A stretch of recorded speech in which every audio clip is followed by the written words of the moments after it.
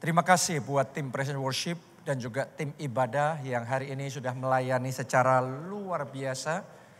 Dan saya percaya kita semua akan diberkati dengan firman Tuhan hari ini. Siapa yang percaya Anda akan diberkati? Kita kasih tepuk tangan yang paling meriah buat Tuhan kita.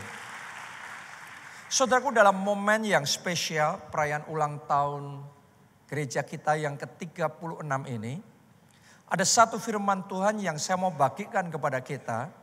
Dan judul firman Tuhan ini sendiri adalah sebuah prophetic declaration. Adalah sebuah deklarasi profetik yang saya yakin kita perlu ucapkan dalam hidup kita. Apa itu judulnya? Giants must fall. Raksasa harus tumbang. Setiap penghalang, setiap halangan yang membuat kita tidak bisa menggenapi janji Tuhan dalam hidup kita. Semua raksasa itu harus tumbang. Anda yang percaya katakan amin. Anda yang percaya katakan giant must fall. Katakan raksasa harus tumbang. Dan katakan amin. Kita kasih tepuk tangannya yang paling meriah buat Tuhan kita. Kita harus mengerti bahwa untuk mendapatkan janji Tuhan yang besar, maka kita harus siap berhadapan dengan yang namanya raksasa. Kita baca dulu kisahnya bangsa Israel. Untuk menaklukkan tanah perjanjian, mereka harus menghadapi raksasa. Mari kita baca di dalam Bilangan 13, ayat yang ke-17 sampai 20 terlebih dahulu. Maka Musa menyuruh mereka untuk mengintai tanah Kanaan. Tanah Kanaan itu adalah tanah yang dijanjikan Tuhan kepada mereka. Jadi janji Tuhan itu perlu untuk dilihat, perlu untuk diperjelas. Ya, mereka mengintai tanah Kanaan, katanya kepada mereka, pergilah dari sini ke tanah Negeb dan naiklah ke pegunungan. Dan amati-amatilah bagaimana keadaan negeri itu. Apakah bangsa yang mendiaminya kuat atau lemah? Apakah mereka sedikit atau banyak? Dan bagaimana negeri yang didiaminya? Apakah baik atau buruk? Bagaimana kota-kota yang didiaminya? Apakah mereka diam di tempat-tempat yang terbuka atau di tempat-tempat yang berkubu? Dan bagaimana tanah itu? Apakah gemuk atau kurus? Apakah ada di sana pohon-pohonan atau tidak? Tabahkanlah hatimu dan bawalah sedikit dari hasil negeri itu. Waktu itu ialah musim hulu hasil anggur. Nah, kalau Anda lihat di sini, maka Anda mengerti bahwa sampai dengan detik itu bangsa Israel belum mengerti seperti apa sih tanah Kanaan itu. Seperti apa sih tanah yang dijanjikan Tuhan itu. Mereka hanya mendengar bahwa tanah itu berlimpah-limpah dengan susu dan madunya. Karena itu Musa mengutus 12 pengintai untuk memata-matai dan kemudian memperjelas gambaran mereka tentang janji Tuhan secara detail. Tahukah saudara, untuk Anda dan saya bisa mengalami penggenapan janji Tuhan, penting sekali untuk kita bisa melihat janji itu secara detail. Pastor Yonggi Cho, pada zamannya dia adalah pendeta gereja terbesar di dunia. Dia mengajarkan kalau kita doa, doanya harus details. Jangan doa yang general, jangan doa yang umum, jangan sekedar doa minta jodoh. Dia mengajarkan kalau doa jodohnya kayak apa. Emangnya Anda mau sembarang jodoh dikasih sama saudara? Ya, jadi doanya harus details. Kalau minta rumah, jangan cuma berdoa Tuhan minta rumah. Anda harus ngerti, Anda harus doa secara detail. Anda mau rumahnya, tanahnya berapa besar, bangunannya berapa besar, berapa lantai. Terus kemudian ada berapa kamar yang ada di sana. Anda doa dengan details. Itu sebabnya Musa mengutus 12 pengintai untuk bisa ngerti secara details. Ya, kita lanjutkan pembacaan kita. Kali ini ayat 21 sampai ayat 23. Mereka pergi ke sana. Lalu mengintai negeri itu mulai dari padang gurun Zin sampai ke Rehob. Ke jalan yang menuju Hamat. Mereka berjalan melalui tanah Negeb lalu sampai ke Hebron. Di sana ada Ahiman, perhatikan ya. Nanti saya akan balik ke sini, tapi belum sekarang pembahasannya. Ditulis begini, di sana ada siapa? Ahiman, Sesai, dan Talmai. Keturunan Enak. Enak ini bukan roti yang enak, saudaraku. Enak ini nama bangsa yang besar sekali. Ini keturunan raksasa. Ya. Hebron didirikan 7 tahun lebih dahulu dari Soan di Mesir. Ketika mereka sampai ke lembah Eskol, dipotonglah mereka di sana suatu cabang dengan setandan buah anggurnya. Lalu, perhatikan, berdualah mereka menggandarnya.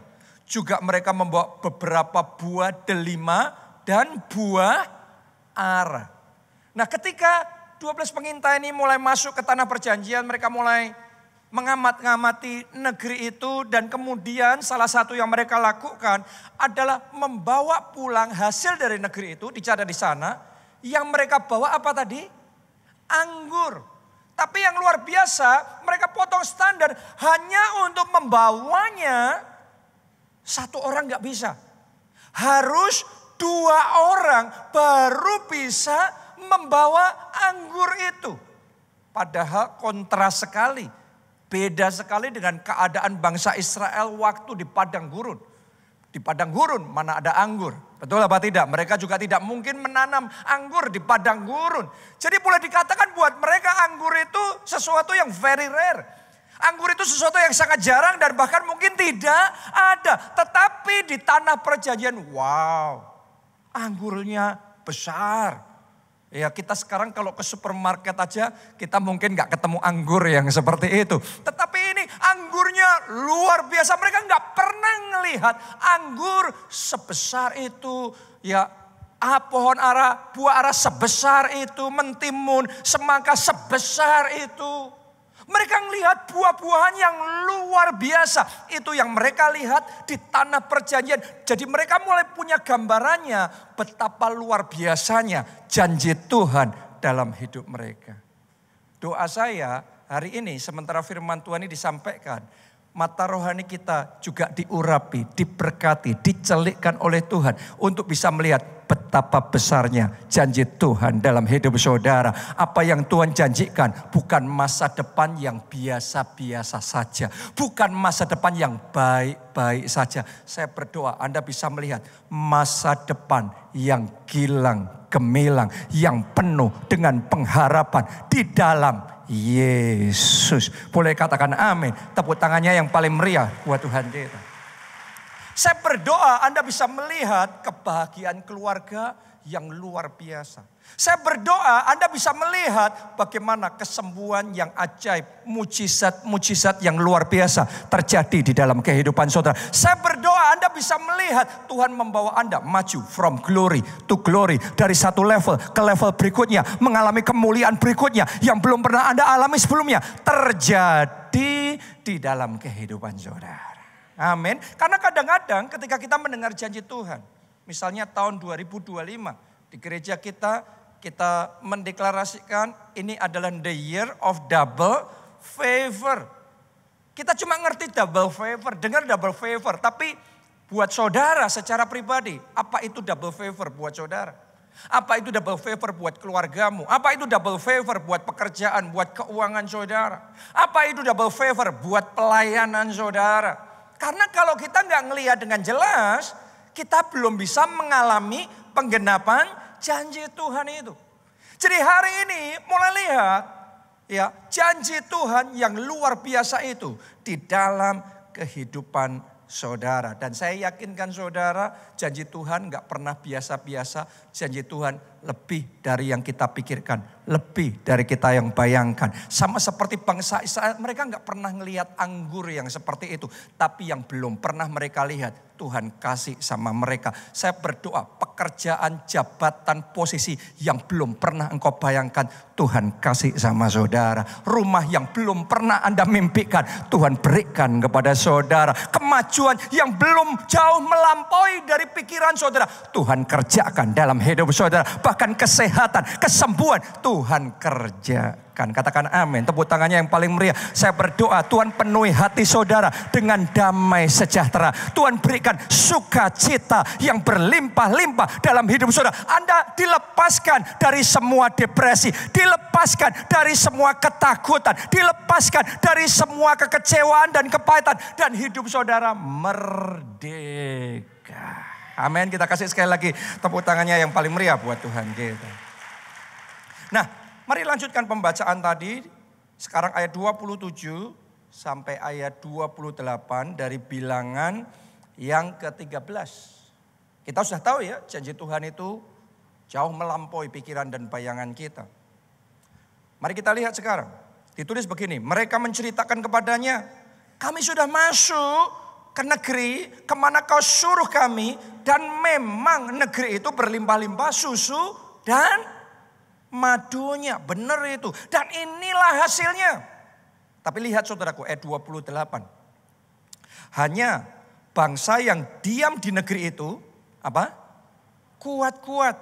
Dan kota-kotanya berkubu dan sangat besar juga. Keturunan enak telah kami lihat di sana. Jadi ternyata di satu sisi yang mereka lihat benar negeri itu bagus, hebat, luar biasa. Janji Tuhan ajaib, besar. Tapi di saat yang sama mereka juga melihat ini lawannya berat. Tantangannya besar, musuhnya kuat. Bahkan ayat 32, kali ini mereka melebih-lebihkan saudaraku ya. Kadang-kadang orang kalau punya masalah selalu melebih-lebihkan masalahnya.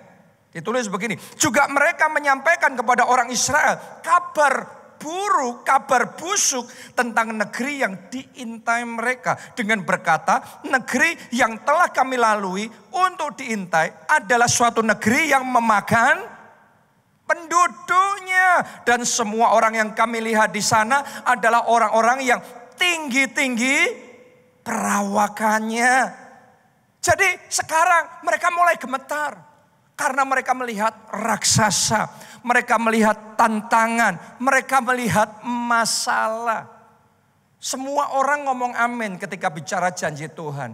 Tapi pertanyaannya, tahukah saudara, di saat yang sama bangsa Israel menerima janji Tuhan yang besar. Di saat yang sama mereka harus siap menghadapi raksasa yang besar. Karena kalau mereka mau dapat tanah yang berlimpah-limpah susu dan madunya, bukan cuma mereka yang kepingin, semua orang juga mau. Kalau mereka mau dapat tanah yang menghasilkan buah anggur sedemikian manisnya, sedemikian besarnya dan bagusnya, semua juga mau. Dan karena semua mau, pasti yang menguasai di situ adalah orang-orang yang kuat. Tahukah saudara, untuk setiap doa saudara, untuk setiap perjuangan saudara, semakin tinggi target saudara, semakin besar yang Anda mau kejar dan alami bersama dengan Tuhan, Anda juga harus siap-siap. Semakin besar juga raksasa-raksasa, masalah-masalah yang harus Anda hadapi. Tingkat kesulitannya akan lebih tinggi. Problems yang harus kita lalui akan lebih besar. Mungkin akan ada persoalan. Mungkin akan ada kesalahpahaman yang harus kita lalui. Mungkin akan ada kebutuhan keuangan yang jauh lebih besar. Mungkin kita juga harus melalui yang namanya pandemi. Yang namanya krisis finansial. Mungkin kita harus menghadapi yang namanya kesalahpahaman. Dan segala macam raksasa masalah yang ada di depan kita, yang akan menghalangi kita untuk mengalami penggenapan janji Tuhan itu dalam hidup kita. Saya nggak tahu raksasa apa yang Anda hadapi saat ini. Tapi saudara harus mengerti, raksasa itu ada dua yang harus kita hadapi. Satu raksasa di luar, yang tadi saya sudah sebutkan sama saudara dan masih banyak lagi tentunya. Tapi juga raksasa di dalam yang kita harus hadapi. Raksasa ketakutan. Raksasa trauma. Seringkali ini yang membuat kita nggak bisa bergerak maju. Nggak bisa mengalami penggenapan janji Tuhan. Raksasa kecemasan, kekhawatiran dalam kehidupan ini. Raksasa kebencian. Raksasa intimidasi. kepahitan dan kekecewaan, raksasa kemalasan. Saudaraku, hal-hal yang seperti ini seringkali yang menjadi penghalang besar untuk kita maju dan menggenapi rencana Tuhan dalam hidup kita. Jadi sadarilah, di saat yang sama ada janji Tuhan yang besar. Dalam hidup ini di saat yang sama akan ada raksasa yang besar. Tapi sama-sama harus menghadapi raksasa. Saya mau yakinkan setiap jemaat keluarga Allah di tempat ini dan juga Anda yang mengikuti secara online, kita tidak akan dikalahkan oleh para raksasa itu. Kita yang akan mengalahkan raksasa-raksasa itu. Anda akan terima pengurapan yang baru. Anda akan disertai oleh Tuhan. Anda akan bangkit dengan iman, maju dengan gagah berani, dan Anda akan menang. Raksasa-raksasa harus tumbang dan kemenangan terjadi. Katakan amin. Tepuk tangannya paling meriah buat Tuhan kita. Siapa mau ngalami kemenangan menghadapi raksasa? Banyak orang mau tanah perjanjian, tapi nggak banyak orang mau belajar gimana menang, mengalahkan raksasa. Anda hanya bisa mendapat tanah perjanjian kalau saudara tahu bagaimana mengalahkan raksasa. Raksasanya tumbang, kemenangan terjadi. Amin. Tanah perjanjian akan jadi milik saudara. Janji-janji Tuhan yang hebat dan luar biasa akan Anda terima di dalam kehidupan saudara. Nah, sekarang pertanyaannya, bagaimana kita bisa menumbangkan para raksasa yang menghalangi janji Tuhan di dalam kehidupan kita? Nomor 1, identifikasi nama raksasa yang harus Anda hadapi itu.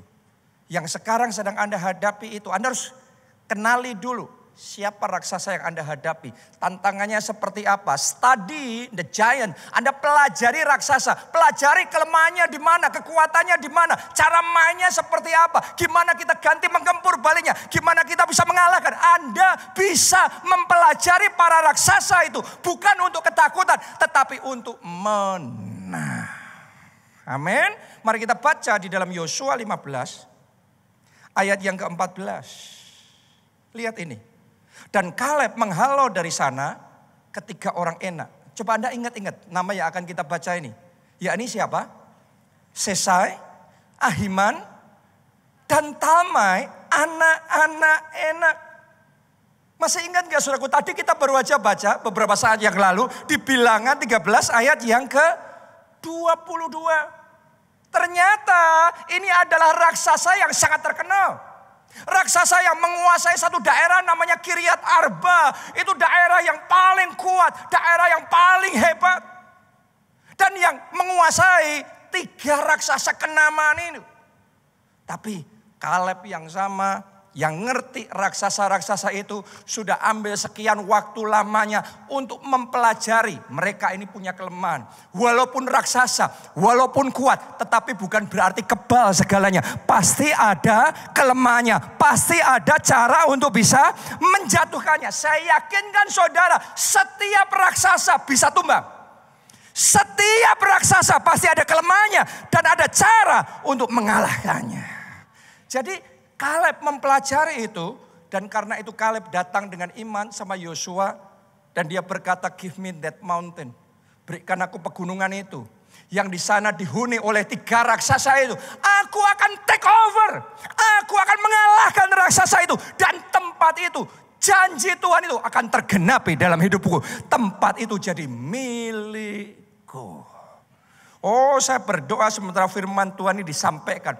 Ada iman yang dibangkitkan di dalam hati saudara. Mulai hari ini bukan ketakutan lagi. Tetapi ada keberanian untuk menghadapi raksasa. Untuk maju bahkan mengalahkan raksasa. Boleh katakan amin. Tepuk tangannya yang paling meriah buat Tuhan kita. Jauh lebih mudah untuk mengalahkan raksasa. Kalau kita mengenali raksasa itu. Kalau kita nggak tahu apa yang kita hadapi, gimana kita mau menghadapinya? Benar? Sama halnya kalau saudara mau ke dokter. Dokter yang pinter, dia nggak buru-buru ngasih obat. Dia pasti akan mengidentifikasi dulu. Ini sebenarnya masalahnya apa? Penyakitnya apa? Virusnya apa? Dengan ngerti apa yang dihadapi, kita bisa menentukan treatment yang tepat untuk mengatasi penyakit itu. Seorang petinju kalau mau naik ring dan kemudian bertinju, sebelumnya dia akan menghabiskan waktu berjam-jam, berhari-hari, mungkin berbulan-bulan untuk mempelajari lawannya. Oke, lawannya ini kuatnya di bagian mana, lemahnya di bagian mana, jurusnya biasanya apa, strateginya biasanya kayak gimana nih, orang ini mainnya kayak gimana. Dan kemudian dia akan mulai melatih dirinya gimana caranya untuk menjatuhkan lawan tersebut. Ya, petinju yang pintar bukan sekedar naik tinju, tapi dia akan mempelajari lawannya. Dan ketika dia ngerti, dia bertanding dengan strategi. Dan karena itu dia menang. Hari ini saya berdoa setiap orang di tempat ini diberikan hikmat untuk menang. Diberikan keberanian untuk menang. Diberikan hikmat untuk mengerti kelemahan raksasa-raksasa yang Anda hadapi. Diberikan hikmat, diberikan strategi untuk berperang dan menang. Amin. Daud juga sama. Tahukah saudara ketika raksasa yang namanya Goliat muncul, mengintimidasi tentara Israel. Semuanya takut. Raja Saul takut. Jenderal-jenderalnya takut semuanya. Tapi ada satu anak muda namanya Daud. Ketika ngelihat Goliat, dia diam, dia pelajari. Oh, memang Goliat besar. Tapi dia amati lagi, pasti ada kelemahannya di mana nih. Dan dia menentukan, dahinya terbuka tuh. Semuanya tercover, semuanya tertutup. Senjatanya kuat sekali, tapi dahinya terbuka. Karena itu Daud ketika maju berperang, dia nggak bawa pedang. Karena kalau dia bawa pedang, maka terbatas yang dia bisa lakukan. Dia kecil, Goliat besar, baru maju sedikit, tangannya Goliat lebih besar, pedangnya Goliat lebih panjang, nggak ada harapan untuk menang. Karena itu dia pakai ketapel, karena itu dia bawa batu. Dan dari jauh dia lontarkan batu itu, nembus ke kepalanya Goliat. Dan raksasa itu tumbang. Yang orang ngomong tidak terkalahkan. Tetapi Daud ngerti setiap raksasa bisa dikalahkan. Dan Goliat tumbang. Saya deklarasikan setiap raksasa, setiap Goliat dalam hidup saudara tumbang. Raksasa sakit penyakit itu tumbang. Raksasa hutang itu tumbang. Setiap raksasa yang menghalangi jalan hidup saudara tumbang. Boleh katakan amin. Tepuk tangannya yang paling meriah buat Tuhan kita. Dalam hidup saya sendiri ketika saya menghadapi raksasa ketakutan. Karena dari waktu ke waktu ada saja hal-hal dan gejolak di dunia ini. Yang kalau kita nggak hati-hati, kita baca berita ini berita itu. Bisa menimbulkan ketakutan di dalam hati kita. Nah, sebelum kita berperang secara eksternal, penting sekali untuk berperang secara internal. Berperang di dalam hati dan pikiran. Setiap kali saya baca berita kebanyakan dan mulai ngerasa ketakutan ketika gejolak macam-macam terjadi. Saya mulai masuk di dalam peperangan rohani.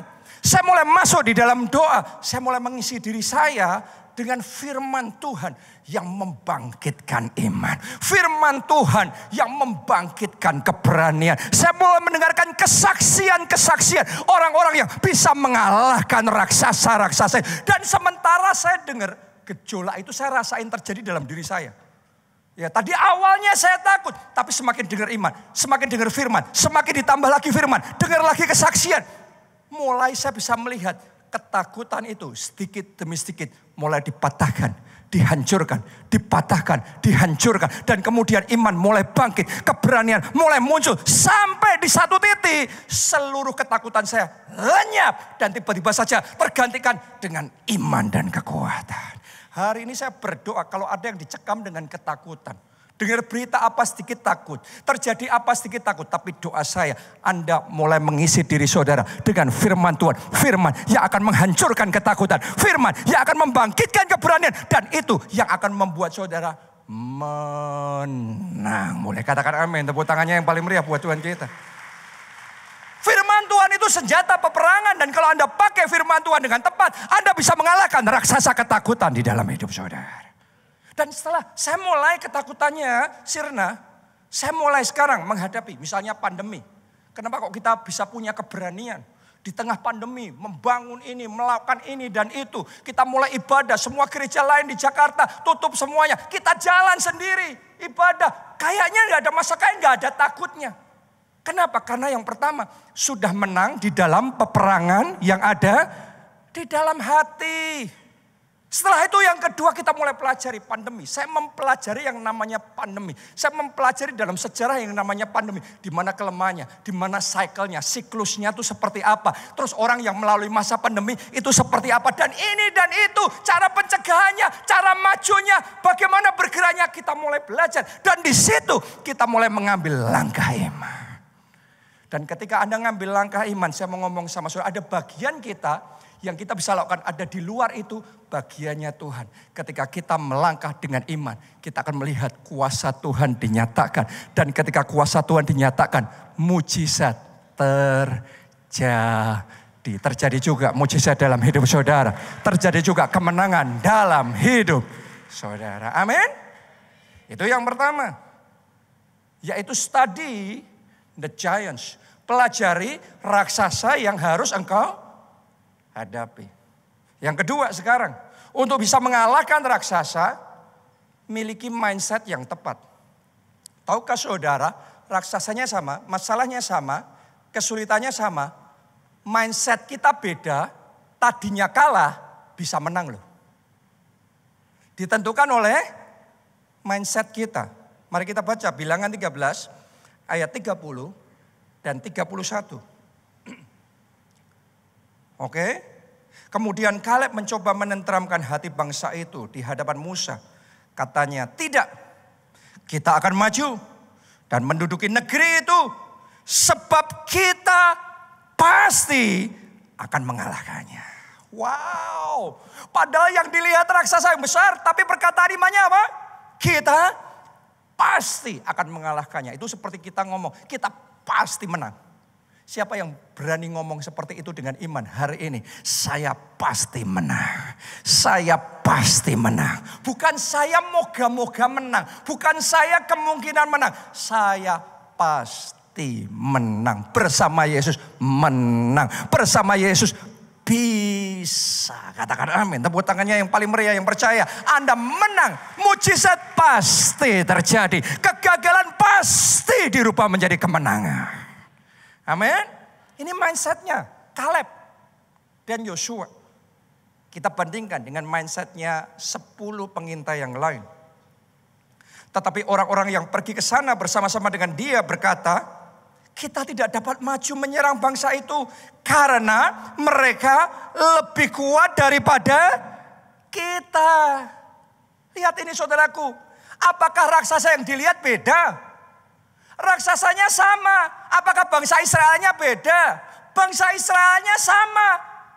Tapi selalu saja di dalam menghadapi raksasa ada mayoritas, ada minoritas.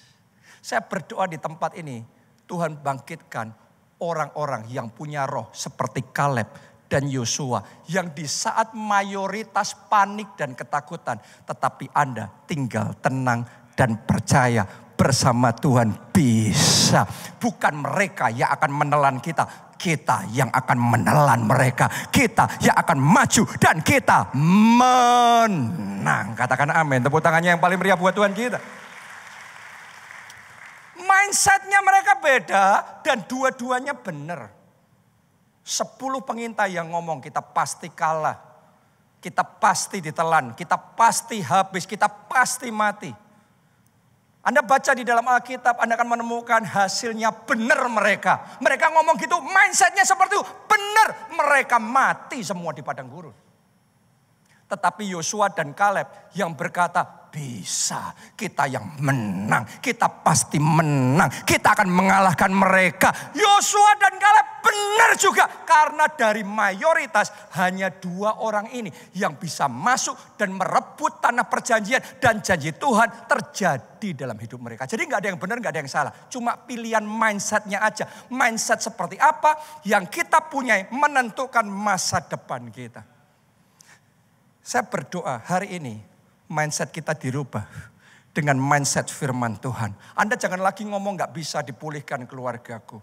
Anda jangan lagi ngomong sakit penyakit ini menurut medis tidak bisa disembuhkan. Anda jangan lagi ngomong bahwa keadaan ini terlalu susah, hutang ini terlalu besar, nggak ada lagi harapan. Anda jangan ngomong lagi bahwa krisis ini terlalu berat. Saudaraku, ngadepin krisisnya sama.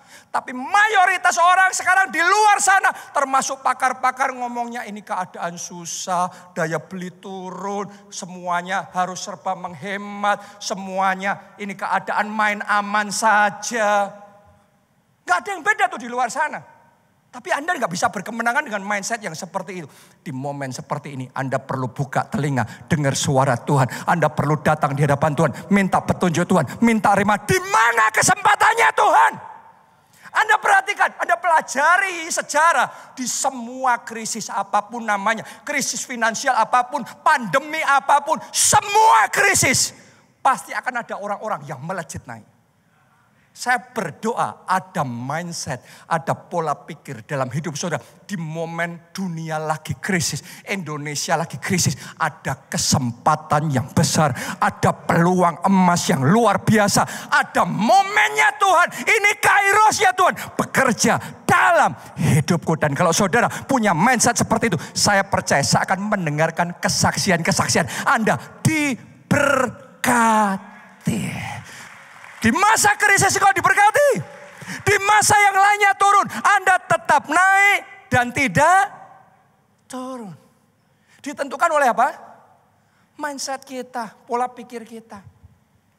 Beberapa generasi setelah Kaleb dan Yosua, sampai di generasinya Daud, muncullah raksasa yang namanya Goliat tadi. Ketika muncul raksasa Goliat tadi, waktu itu bangsa Israel rajanya namanya Raja Saul. Dan kemudian Raja Saul ketakutan luar biasa. Dengar suaranya Goliat, ngelihat perawakannya dan senjata yang dibawa, langsung panik, langsung ngumpet ketakutan. Ngelihat rajanya kayak gitu, semua tentaranya ikut ngumpet semuanya. Semuanya ikut ketakutan semuanya. Ya, dan seolah-olah buat mereka raksasa itu besar banget, kayak pandemi itu besar banget, krisis itu besar banget, urusan pajak itu besar banget, kisruh politik besar banget. Wah, kayaknya gak ada harap, mati ini. Sampai ada satu anak muda, siapa tadi namanya? Daud. Di saat semua orang ngomong habis nih, mati ini. Daud ngomong, siapa nih? Goliat, orang yang gak kenal Tuhan. Kita akan maju. Dan kita akan mengalahkan Goliat. Karena ada Tuhan semesta alam yang bersama dengan kita. Dan kemudian Daud maju dengan iman. Raksasa bisa tumbang. Yang lainnya ngomong raksasa tidak terkalahkan. Kami pasti mati. Hanya satu orang yang ngomong raksasa bisa tumbang. Goliat bisa dikalahkan. Dengan mindset seperti itu Daud maju. Tuhan menyertai dia. Daud menang. Begitu Daud menang, ini mindset kan saudaraku ya. Ini mindset, sekali lagi ini bukan Daudnya. Kalau ada ngomong bahwa ini Daud, ya itu cuma Daud yang bisa. Ya kita beda, kita kan orang biasa.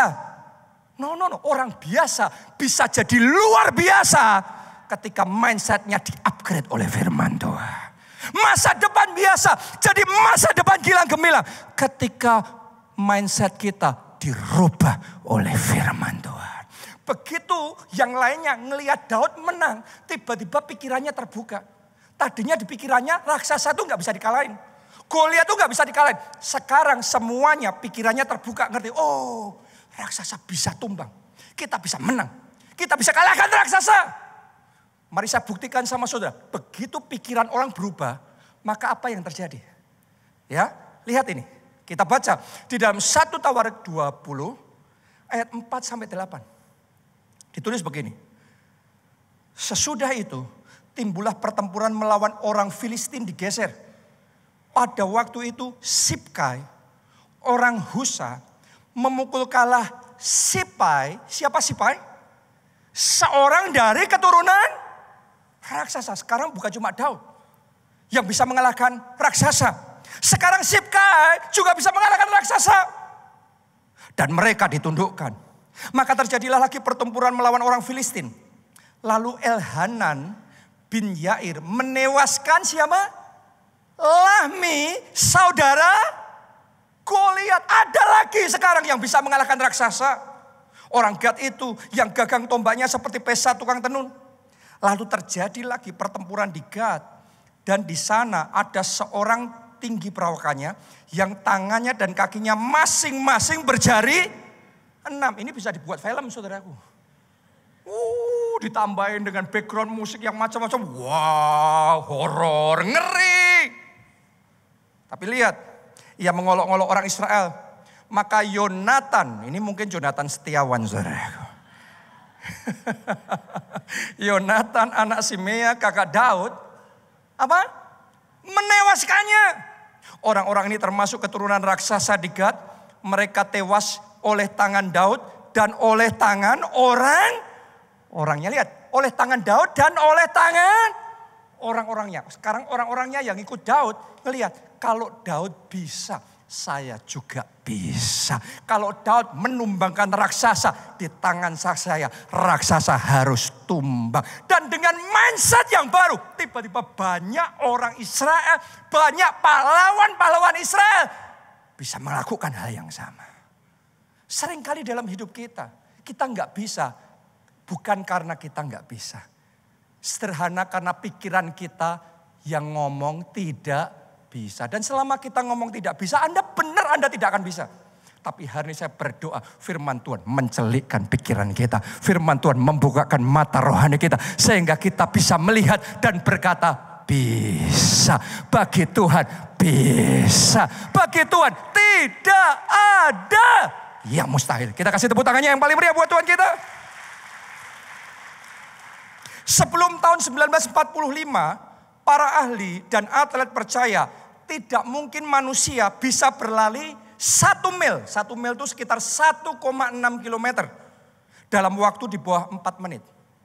Selama tahunan gak pernah ada yang bisa melakukan itu. Dan menurut sains, menurut mereka ilmu pengetahuan pada waktu itu tidak mungkin. Tapi ada orang yang berani melawan ilmu pengetahuan.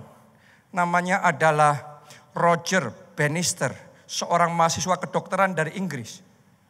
Dia percaya bisa. 1 mil di bawah 4 menit bisa. Pokok buat saya bisa. Dan dia berhasil berlari 1 mil dalam 3 menit 59,4 detik. Itu hebat kan? Tapi begitu dia memecahkan rekor, dia mengalahkan ilmu pengetahuan. Tiba-tiba sekarang para pelari yang lain ngomong, oh bisa. Semuanya mulai mindsetnya berubah. Bisa. Bisa yang ratusan tahun tidak pernah bisa. Tiba-tiba sejak Roger Bannister memecahkan rekor itu. Dalam 1 tahun lebih dari 20 pelari juga berhasil memecahkan rekor itu. Kenapa? Karena batasan psikologisnya sudah dihancurkan. Dan pikirannya sekarang berkata bisa. Hari ini saya mau ngomong sama saudara, sakit penyakitmu bisa sembuh. Keluargamu bisa dipulihkan. Di kondisi dunia lagi susah, krisis ekonomi di mana-mana, saya melihat ada orang-orang yang akan naik. Ada orang-orang yang akan diangkat tinggi oleh Tuhan. Ada orang-orang yang akan dibuka jalannya dan akan melihat kemenangan gilang gemilang terjadi dalam hidup saudara. Tepuk tangannya yang paling meriah buat Tuhan kita. Bisa. Semuanya, ayo katakan dengan iman, bisa. Sama seperti Gideon. Gideon lagi ngumpet ketakutan. Alkitab mencatat. Dia merasa aku siapa? Aku paling muda, aku paling kecil, aku gak bisa apa-apa. Sampai Tuhan datang dan Tuhan merubah pikirannya. Tuhan ngomong apa? No Gideon, kamu gak kayak gitu loh. Kamu ini pahlawan yang gagah berani. Kamu bukan orang biasa, kamu pahlawan. Kamu bukan penakut, kamu pemberani. Itu sesederhana mindset yang dirubah sama Tuhan. Begitu Gideon yang sama tadinya ngomong gak bisa. Sekarang ngomong bisa. Tadinya selalu takut. Sekarang dia berani. Tadinya dia berpikir dia nobody. Sekarang Tuhan ngomong aku pahlawan. Aku lebih dari pemenang. Tiba-tiba Gideon yang tadinya tukang ngumpet dan gak bisa apa-apa. Dalam babak berikutnya dalam hidupnya. Hanya dengan 300 orang. dia bisa mengalahkan puluhan ribu tentara musuh. Hal yang mustahil jadi tidak mustahil. Karena mindsetnya berubah dari tidak bisa jadi bisa. Hari ini katakan kepada raksasa yang engkau hadapi. Bisa. Bisa. Kemenangan terjadi. Kesembuhan terjadi. Mujizat pembalikan terjadi. Katakan amin. Tepuk tangan yang paling meriah buat Tuhan kita. Amin. Haleluya. Saya sedang melihat masa depan Anda ditambahkan, bahkan dilipat kali gandakan oleh Tuhan. Sementara pikiran saudara dirubah dan di-upgrade, maka masa depanmu di-upgrade oleh Tuhan. Yes, yang ketiga, yang terakhir. Kalau kita mau mengalahkan raksasa, lakukan dengan fokus. Semuanya katakan fokus. Harus apa? Fokus. Mau ngalahin raksasa enggak fokus. Gimana caranya? Harus fokus dengan sekuat tenaga, pantang menyerah.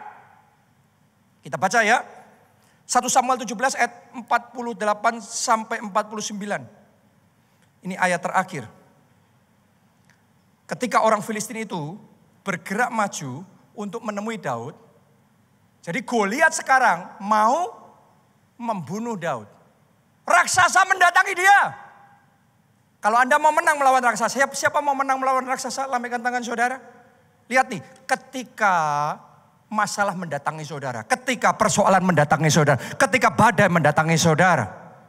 Lihat ini, caranya Daud mengalahkan raksasa. Pasti beda sama caranya kebanyakan tentara Israel yang lain. Goliat maju, yang lain ngumpet. Tapi lihat, Daud beda. Ketika orang Filistin itu, Goliat itu bergerak maju untuk menemui Daud, maka segeralah Daud berlari ke barisan musuh untuk menemui orang Filistin itu.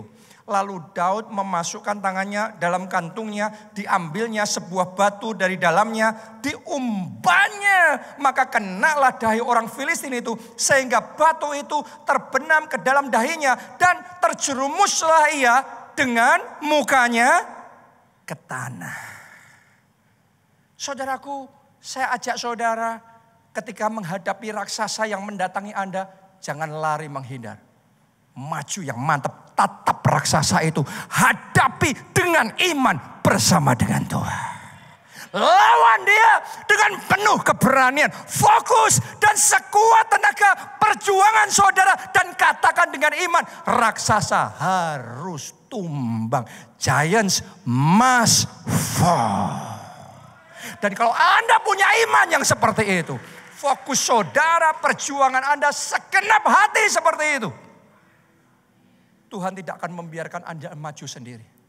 Kuasanya akan membackup saudara, urapannya yang akan bekerja, dan kemenangan terjadi. Oh, saya melihat di sini bukan orang-orang biasa lagi.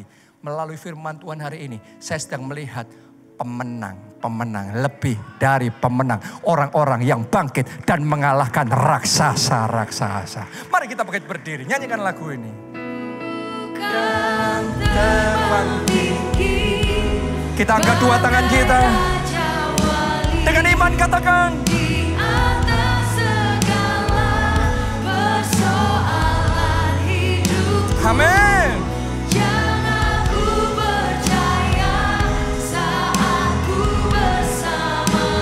Yes. Tiada yang mustahil bagimu. Bukan terbang tinggi. Bukan terbang tinggi. Bagai raja wali. Di atas segala persoalan hidupku. Yang aku percaya saat aku bersamamu, tiada yang mustahil bagimu. Maukah saudara berkata dengan iman, tiada yang mustahil bagimu? Gak mustahil utang itu bisa lunas. Gak mustahil masalah legal itu kita bisa menang. Gak mustahil semua raksasa halangan-halangan ini bisa roboh. Hari ini saya ajak saudara belajar ya. Jangan langsung tenggelam dengan kepanikan. No. Waktu raksasa datang, ambil waktu, pelajari raksasa itu.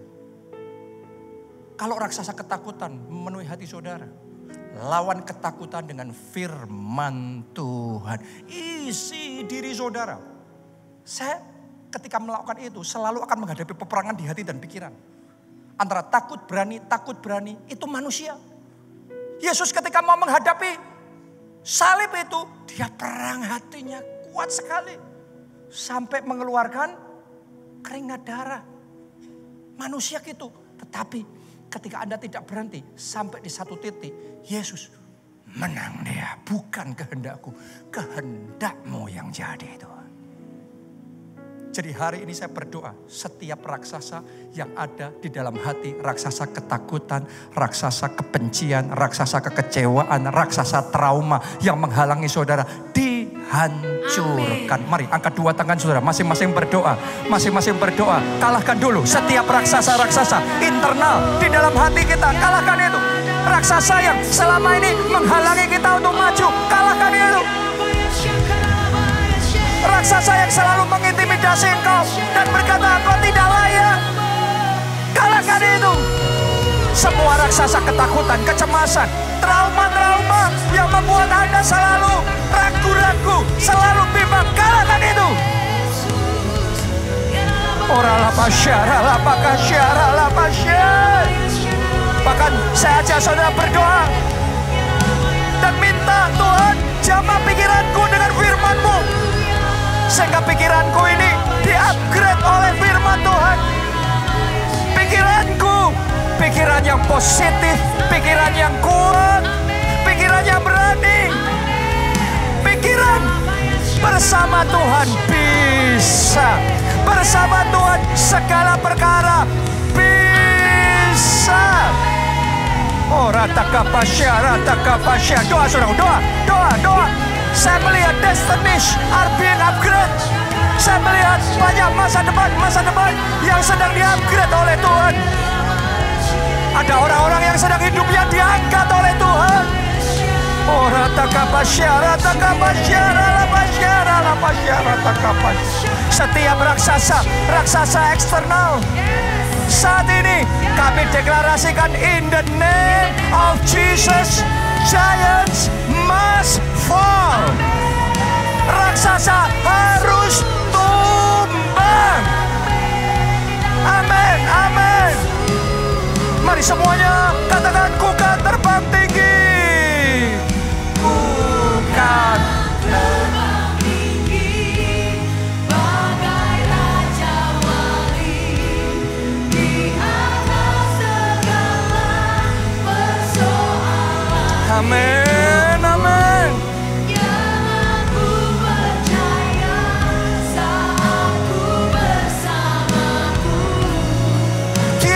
Yang mustahil, Pak. Sekarang jemaat saja, jemaat sendiri. Ku kan.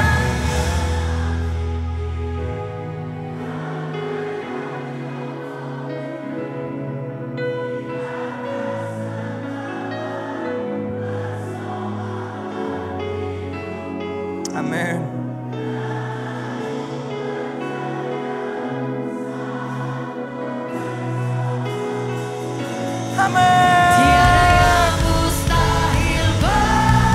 Mari semuanya yang terakhir bersama-sama dengan segenap hati, angkat dua tanganmu, katakan, ku kan terbang tinggi bagai raja wali di atas segala persoalan hidupku, dan aku percaya saat ku bersamamu. Tiada yang mustahil, Pak. Yang terakhir ku kan terbang tinggi bagai raja wali di atas segala persoalan hidupku, dan aku percaya saat ku bersamamu. Tiada yang mustahil bagimu. Tiada yang mustahil bagimu. Tiada yang mustahil bagimu. Haleluya. Terima kasih. Yang percaya, mari katakan bersama-sama. Amin. Tepuk tangannya yang paling meriah.